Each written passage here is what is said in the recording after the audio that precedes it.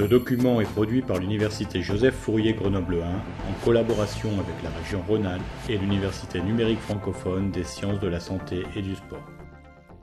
Eh bien, bonjour, nous allons donc aborder le deuxième chapitre de ce cours qui traite donc de la physiologie cardiaque.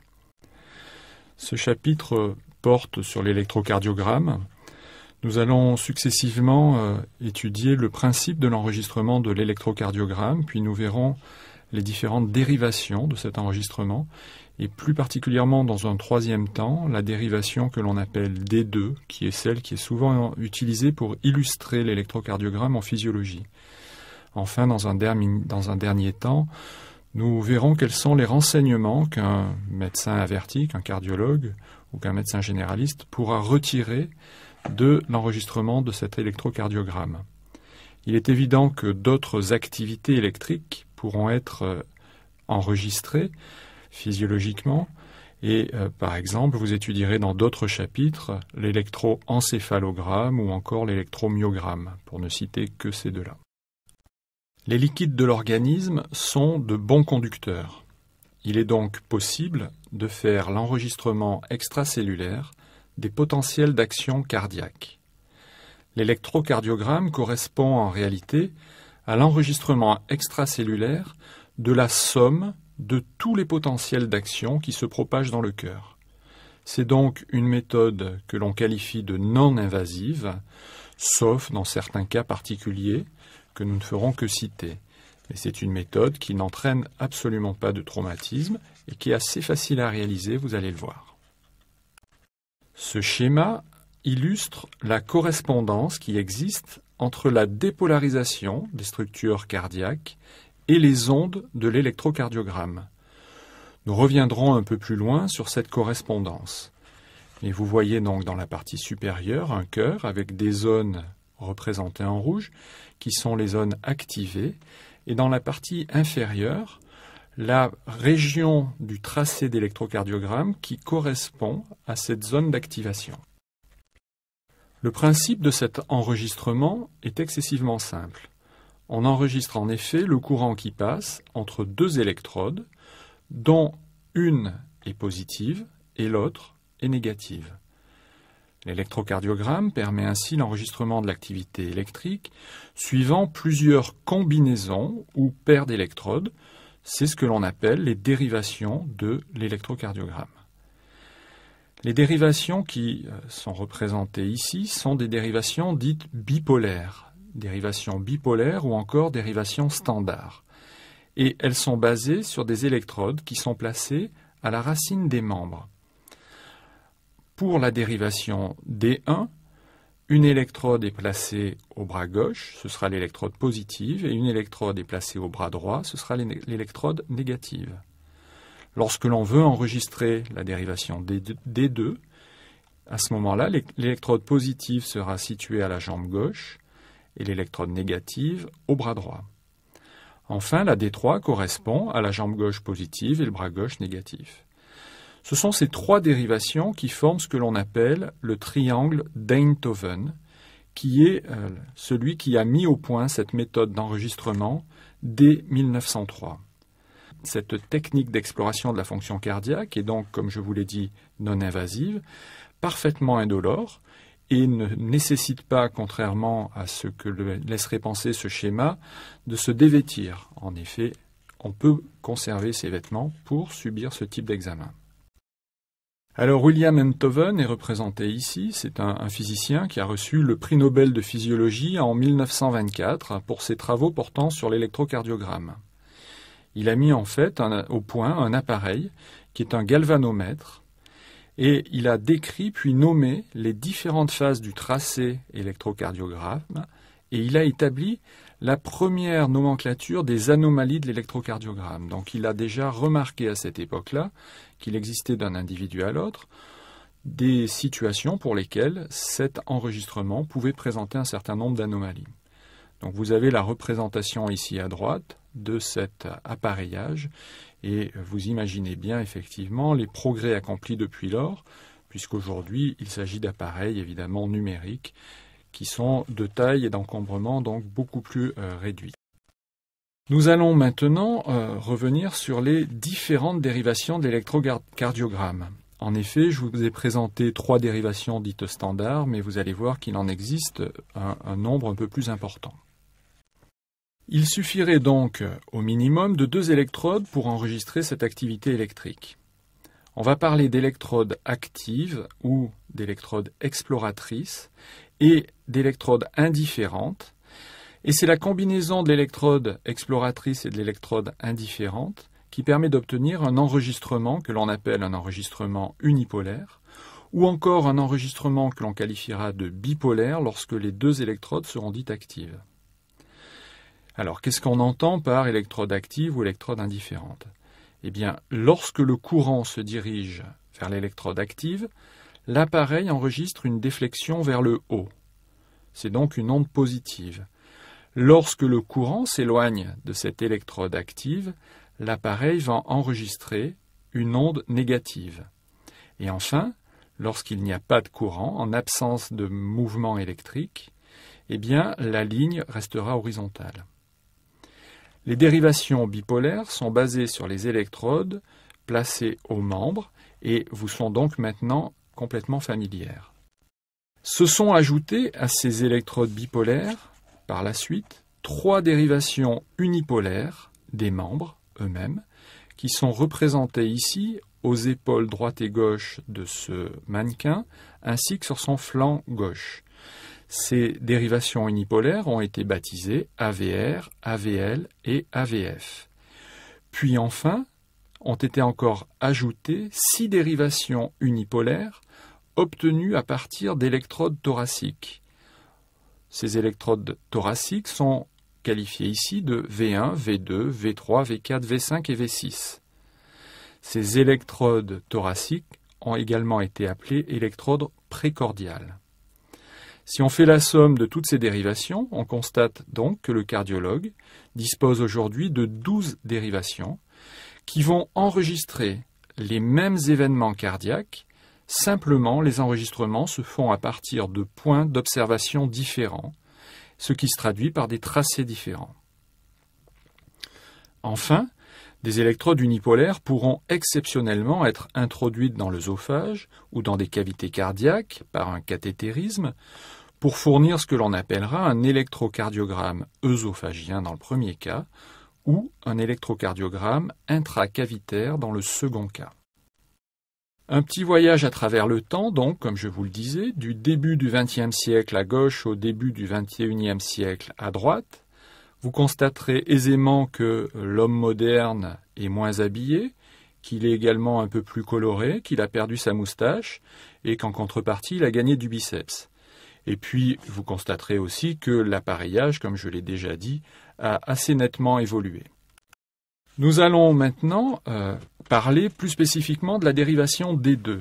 En effet, comme je vous l'ai dit, en physiologie, c'est usuellement cette dérivation D2 qui va être exploitée et c'est celle qu'on retrouve la plupart du temps dans les manuels de physiologie. Ceci est vrai uniquement pour une raison graphique, qui est que chacun des complexes est assez bien distinct des autres et que ces complexes présentent une assez bonne amplitude lorsqu'on est en dérivation D2. Voici donc un exemple d'électrocardiogramme en D2. Et on observe immédiatement une succession de complexes qui ont été baptisés depuis les premiers temps donc par Einthoven, l'onde P, suivie du complexe QRS, puis de l'onde T. Nous allons bien évidemment décrire chacune de ces ondes et leur correspondance physiologique. Dans cette succession, nous distinguons donc l'onde P qui représente l'activité électrique responsable de l'activité contractile des oreillettes.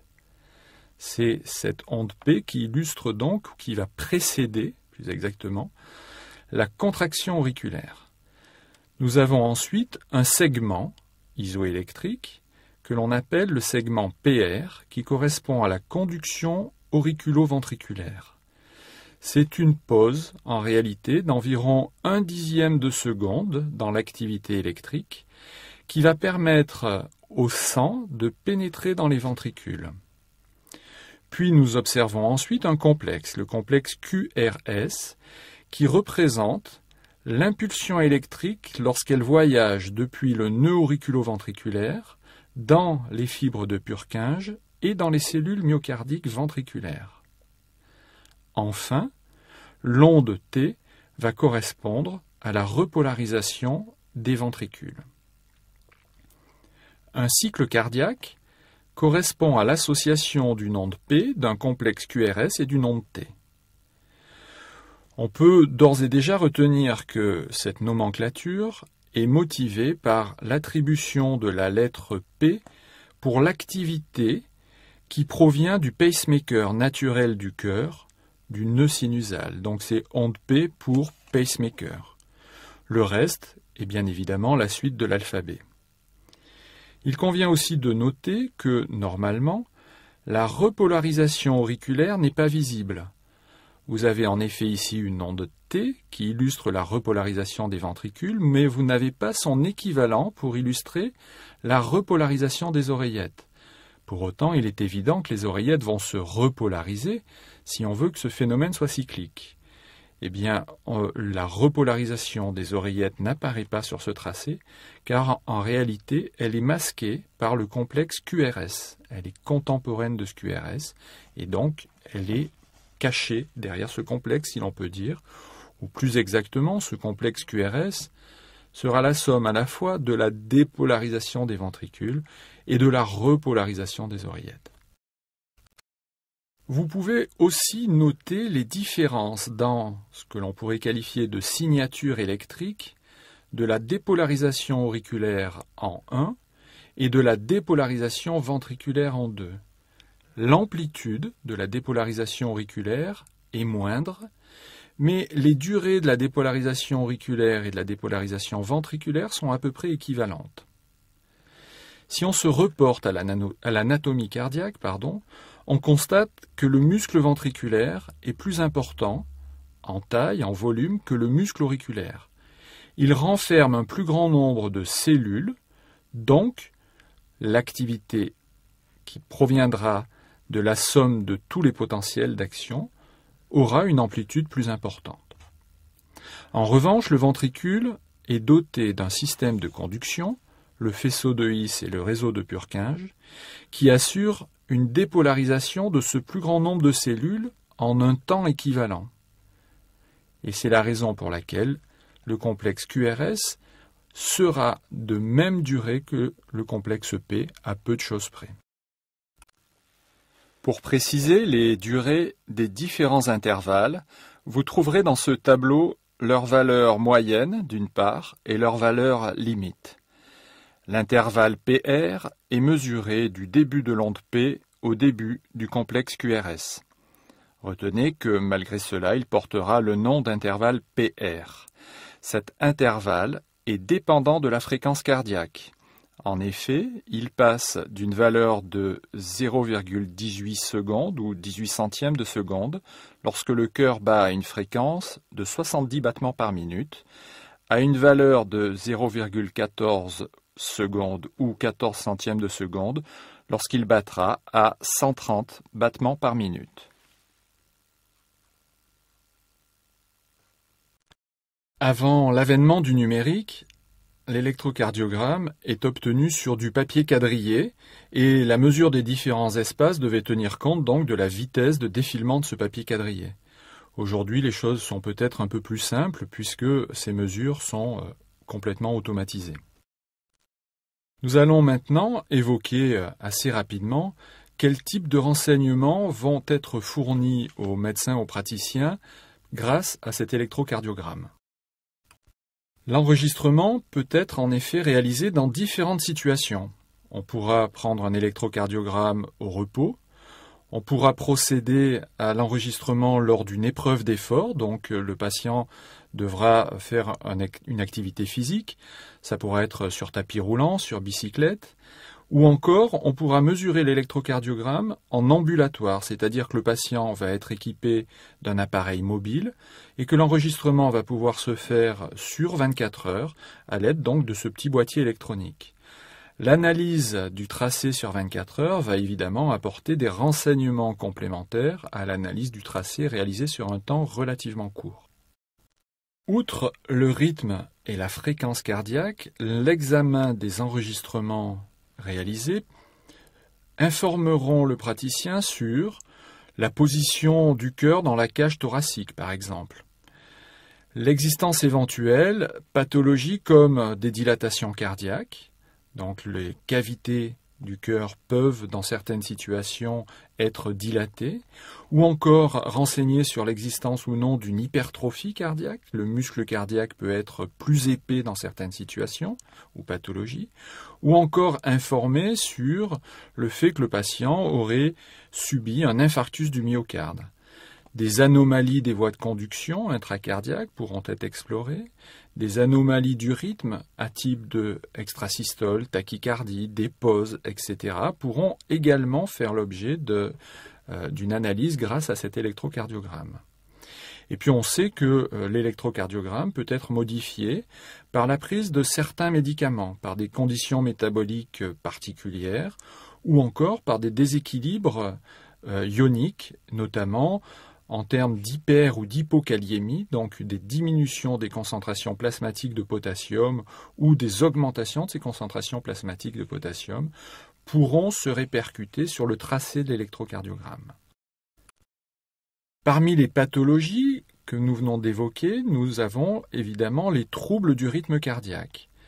Ces troubles du rythme cardiaque peuvent être liés au fait qu'un foyer ectopique ventriculaire se mettent à prendre le dessus sur le centre rythmogène naturel. Donc un foyer ectopique, ça veut dire un groupe de cellules au niveau ventriculaire qui commence à vouloir devenir le chef d'orchestre. Le tracé sera modifié et cette animation ici illustre justement cette notion d'un foyer ectopique. Vous voyez que l'activation ici est en bleu et que de temps en temps, eh bien, ça part au niveau de l'apex ventriculaire. Si vous observez donc attentivement cette séquence, vous verrez que les deux premiers cycles cardiaques sont normaux, ils partent au niveau de l'oreillette, alors que le dernier n'est pas accompagné d'une activation des oreillettes. On n'a pas sur le tracé de l'électro l'onde P et le QRS a évidemment une orientation différente de celle des deux premiers tracés.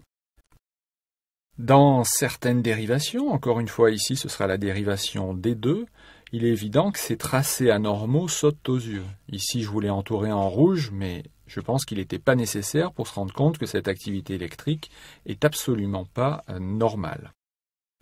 Cette activité ventriculaire anormale peut entraîner, si elle se répète, ce que l'on appelle des tachycardies ventriculaires, ce qui va correspondre à une accélération de la fréquence de contraction des ventricules. Il faut noter qu'une accélération physiologique est nécessaire pour adapter lors d'un effort physique, par exemple, l'activité cardiaque aux besoins de notre organisme. On parlera à ce moment-là de tachycardie sinusale. C'est le rythme sinusal qui augmente. Ce n'est pas le rythme ventriculaire indépendamment des autres structures cardiaques. Ici, cette tachycardie ventriculaire est évidemment pathologique puisqu'elle ne prend pas son origine au niveau du nœud sinusal. Nous verrons dans les prochains chapitres qu'une tachycardie ventriculaire ne peut pas être satisfaisante d'un point de vue de la mécanique cardiaque, d'un point de vue hémodynamique. Alors, que faut-il retenir sur ce court chapitre qui porte sur l'électrocardiogramme ? Eh bien, nécessairement le principe de la mesure. Il faut également retenir le positionnement des électrodes pour permettre d'obtenir donc les différents tracés, les différentes dérivations. Mais surtout les différentes phases de l'électrocardiogramme et leur correspondance fonctionnelle, à quoi correspond l'onde P, le QRS, etc. Enfin, vous pourrez retenir pour la suite de votre formation médicale, je vous le souhaite, quelles sont les informations qui sont apportées par cet enregistrement. Comment est-ce qu'on va pouvoir utiliser utilement pour les patients ce type d'informations. Voilà, je vous remercie pour votre attention.